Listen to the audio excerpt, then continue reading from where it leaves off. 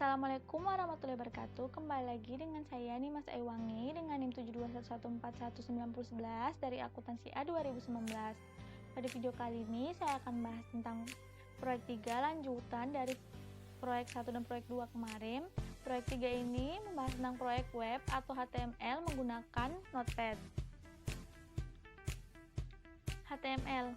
HTML berfungsi untuk menampilkan informasi yang akan ditampilkan ke dalam website atau halaman web. Selanjutnya, bagian-bagian dari dokumen HTML. Dokumen HTML terdiri atas dua bagian, yaitu yang pertama bagian kepala.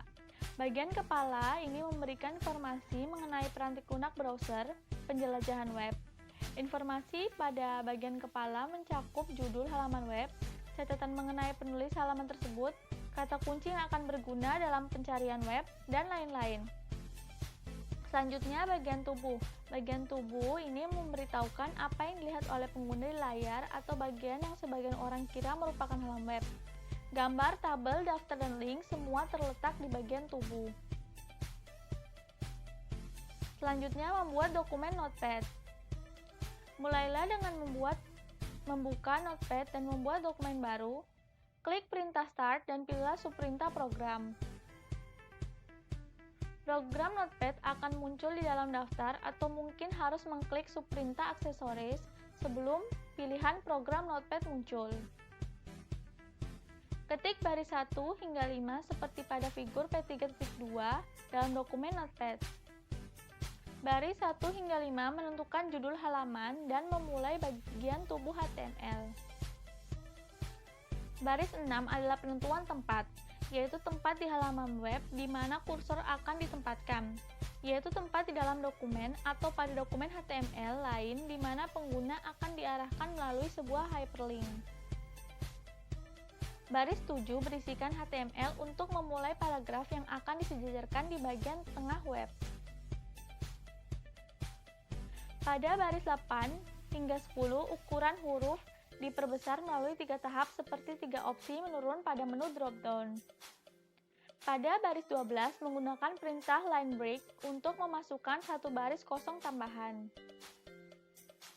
Pada baris 13 hingga 16, membuat daftar yang tidak beraturan dan membuat judul location. Pada baris 17, yaitu perintah unordered list dimatikan dengan kode pada baris. Pada baris 18 memulai tabel. Pada baris 19 memberitahukan HTML untuk memulai sebuah baris. Pada baris 20 hingga 23 membuat 4 sel data yang masing-masing mewakili judul kolom. Pada baris 44 membuat paragraf yang terletak di tengah halaman web. Pada paragraf 45 membuat HTML untuk menggunakan file tanpa pembatas di sekeliling gambar. Pada baris 46 menotifikasikan peralatan paragraf sehingga peralatan akan kembali seperti semula. Pada baris 47 hingga 51, baris ini dimulai sebagai judul daftar yang berurutan menggunakan angka atau untuk menandai poin. Pada baris 52 hingga 54 adalah perintah awal dan akhir yang menyebabkan paragraf tersebut sejajar ke bagian kanan. Pada baris 53 yaitu hyperlink yang pertama, dua baris terakhir berisikan perintah body dan HTML. Catatan, penting bagi Anda untuk mengakhiri dengan dua perintah HTML tersebut, sehingga browser dapat menerjemahkan halaman web dengan benar. Selanjutnya menyimpan contoh.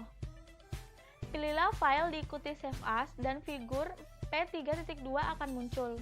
Masukkan nama file tapi tanpa menggunakan tanda kutip. Fitur P3.4 menunjukkan bahwa jenis file yang dipilih dengan kata lain save as type haruslah all file dengan pengodean ANSI. Jika tidak memilih all file sebagai jenis file, maka halaman web biasa tidak akan bekerja. Selanjutnya melihat halaman web. Bukalah browser web dan pilihlah perintah file diikuti subperintah open. Ketik nama file atau browser untuk menemukannya. dan klik tombol OK, maka halaman akan muncul pada browser lain. Selanjutnya, kelebihan dan kelemahan pengguna Notepad. Yang pertama ada kelemahannya, yaitu keharusan untuk mempelajari perintah-perintah HTML dan proses pembuatan kode. Selanjutnya, meskipun sederhana, pengodean Notepad memakan banyak waktu. Lalu ada keuntungannya, yaitu membuat kode HTML di Notepad, kode dibuat efisien. Lalu, manajemen dapat lebih memahami bagaimana halaman web bekerja. Selanjutnya saya akan bahas tentang proyek 4, yaitu formulir survei web atau HTML siswa. Contoh ini adalah formulir yang mencatatkan evaluasi seorang siswa terhadap seorang pembicara, seperti yang ditunjukkan figur P4.1. Selanjutnya, teknik formulir halaman web. Teknik pertama adalah fill text, misalnya fill nama, di mana pengguna mengetikkan sebaris data. Teknik kedua adalah tombol radio.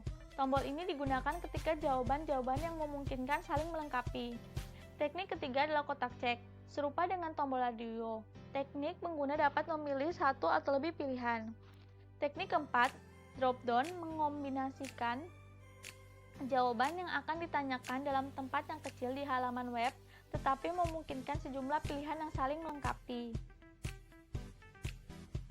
Selanjutnya, masing-masing teknik memiliki kelebihan. Menu drop-down menawarkan jawaban yang saling melengkapi, sama halnya dengan tombol radio, tetapi memakan tempat yang lebih sedikit pada layar komputer.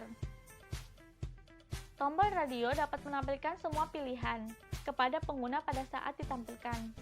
Area teks memungkinkan beberapa baris, sedangkan fill text hanya memungkinkan satu baris saja. Selanjutnya, bagian-bagian formulir contoh. Formulir ini dimulai seperti pada proyek 3, yang seperti dibahas pada video saya yang sebelumnya. Perbedaan signifikannya adalah pada baris 6 dan 47 digunakan untuk membuat formulir figur P4.2. Perintah body dan from memberitahukan browser web bahwa halaman web akan mencatat informasi dan pengguna.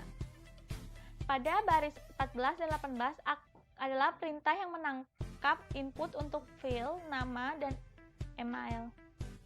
Pada baris 23 hingga 26 menampilkan pilihan untuk tampilan kelas. Pada baris 29 dan 30 membuat kotak cek, masing-masing baris membuat field-nya dan banyaknya kotak cek dapat dipilih. Pada baris 33 hingga 38 memberikan daftar perintah yang menghasilkan menu drop-down pada contoh. Pada paragraf 42 terletak di antara perintah awal dan akhir area teks. Pada baris 45 perintah submit, pada baris 46 perintah reset.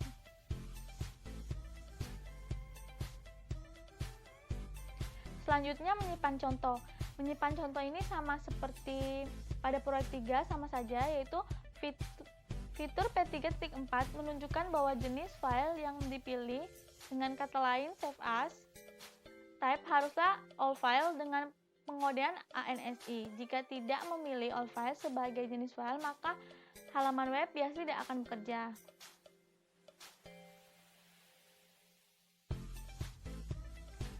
Selanjutnya melihat halaman web. Bukalah browser web dan pilihlah perintah file, diikuti perintah open, ketik nama file atau browser untuk menemukannya dan klik tombol OK, maka halamannya akan muncul pada browser lain. Sekian dari presentasi saya, mohon maaf bila ada salah-salah kata dan penulisan. Saya ucapkan wabillahi taufiq wal hidayah. Assalamualaikum warahmatullahi wabarakatuh. Sampai ketemu di video selanjutnya. Dadah.